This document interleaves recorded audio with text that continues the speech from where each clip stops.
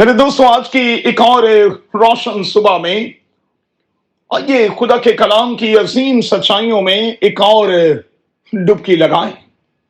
अपने सामने रखें सवातीन की पहली किताब, उसका 19वां बाब और उसकी तीसरी और चौथी आयत।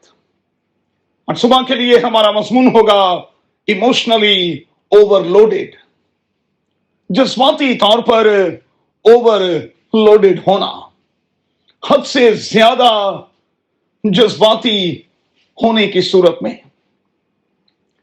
मेरे दोस्तों, जिंदगी में ऐसा भी होता है कि हम कई बार थक से जाते हैं।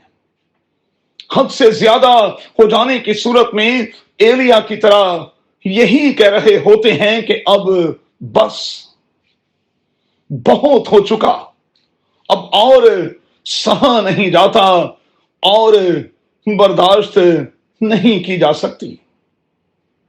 मेरे दोस्तों, मेरे और आपके साथ कब आखिरी बार ऐसा हुआ था? डिप्रेशन और फिर डिस्करेजमेंट के बाद मैं और आप किस लेवल पर हैं? एलिया आखिरी लेवल पर खड़ा दिखाई देता है और कहता है कि बस, अब मैं जीना नहीं चाहता, मैं मरना चाहता हूं। जिंदगी में कई बार हम हेल्पलेस और फिर होपलेस वाली स्टेज पर खुद को ले आते हैं। अच्छा, लोग इस हालत का शिकार होकर या तो ड्रग्स का इस्तेमाल शुरू कर देते हैं या नींद की गोलियां खा रहे होते, कुछ तो खुदकशी के अमल तक जा पहुंचते हैं।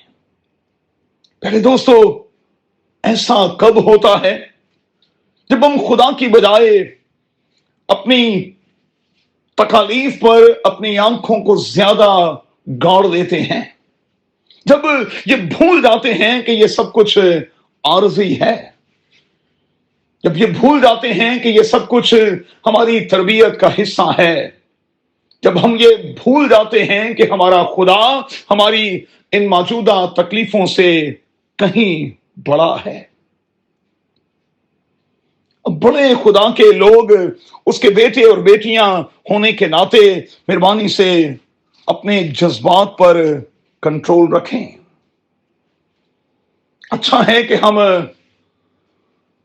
अपनी सारी फिजिकल प्रॉब्लम्स के होते हुए, इमोशनल प्रॉब्लम्स के होते हुए, स्पिरिचुअल प्रॉब्लम्स के होते हुए खुदावंद के पास चले आए। वो क्या करेगा? वो हमें हौसला देगा, खाने पीने को देगा ताकि एनर्जी बरकरार रहे, और फिर नींद बख्शेगा ताकि हम ज़हनी खलल से बच जाएं। खुदा ने अपने बंदा एलिया के साथ दोस्तों ऐसा ही किया। तो क्या करें? आज की सुबह में उठें, उठें, क्योंकि ये सफर जो हम कर रहे हैं बहुत बड़ा है। कादिर खुदा हमें ऐसा करने का भारी फजल बख्शे। आमीन।